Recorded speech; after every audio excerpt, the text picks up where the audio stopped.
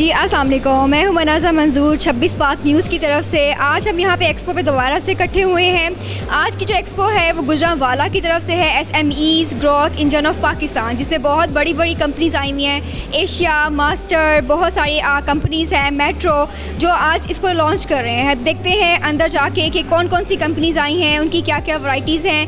हमारे साथ यहाँ पे गेस्ट हैं इकबाल साहब, और काफ़ी सारे एम्बेसी से लोग आ रहे हैं। नाइजीरिया एम्बेसी से हैं, इंडोनेशिया एम्बेसी से। अब इंटरव्यू करते हैं अंदर जाके और देखते हैं कौन कौन से लोग आए हैं और कहाँ कहाँ से आए हैं और कितना अप्रिसिएशन हमें मिलने जा रही है।